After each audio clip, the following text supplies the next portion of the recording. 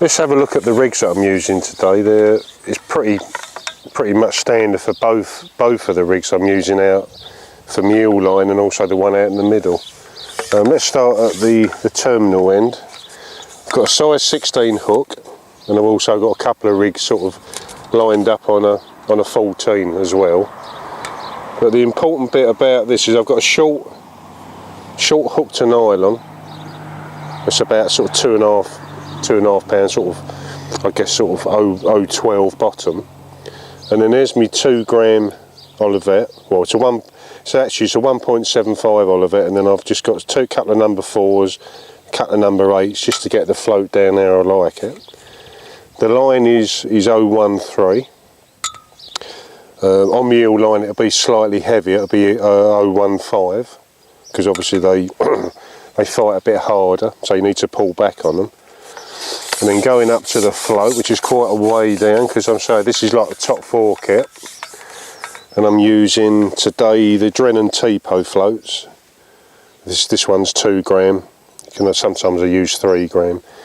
And the good tip about using these floats is that they're interchangeable, so you get different during the course of a day, no matter wherever you are.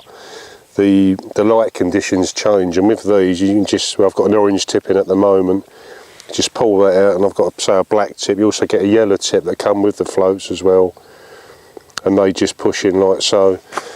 So you haven't got to break anything down, you know, to put a new float on. You just, basically all you do is just, that pops off, and that pops straight back in. How easy is that? So great little floats here.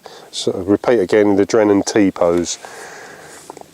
And this is the actual rig I'm using out. I've been using earlier on out for the skimmers, and I've got white hydro, which is like 6 to 10 rated. It's quite a nice soft action, and if I do hook any bonus fish, although I've not hooked any at the moment, but any sort of bonus skimmers or tension or eels, then this will cope quite well.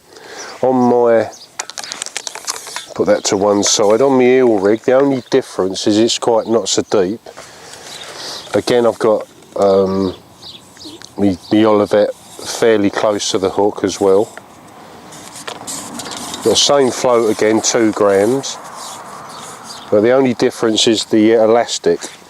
This is slightly heavy elastic, this is hydro grey, and because I'm fishing in sort of close in five sections, the eels have got an habit of trying to find every snag possible.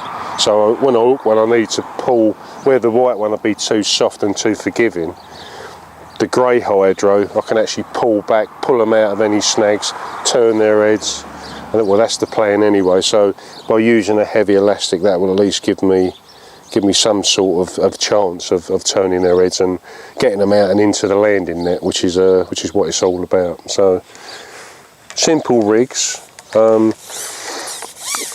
on the eel rig I've sort of plumbed up on some parts of this stretch. The first ledge is more pronounced, and to give you some sort of an idea, with eels they've got a tendency to swallow right down, and in the match conditions you're wasting a lot of time.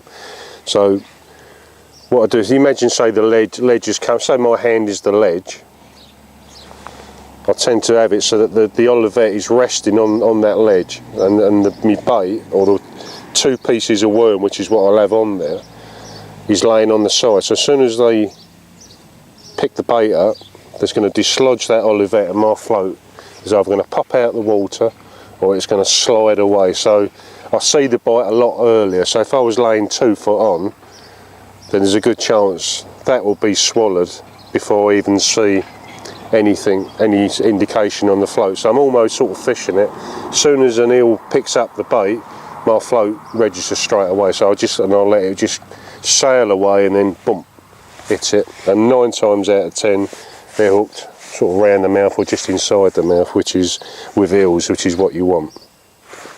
Right, with that said, let's go and give our eel line a try now. Right, I used 2 pieces of worm, chopped worm. There's 1 bit.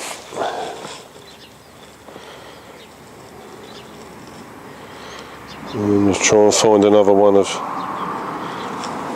similar size.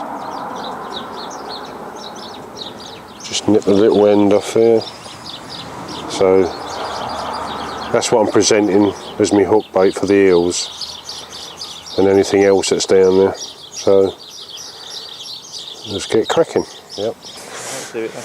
Right, here we go. Let's see if there's any eels down there.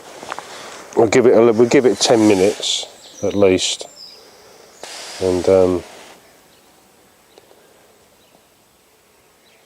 few small fish. So there's a lot of bleak around today.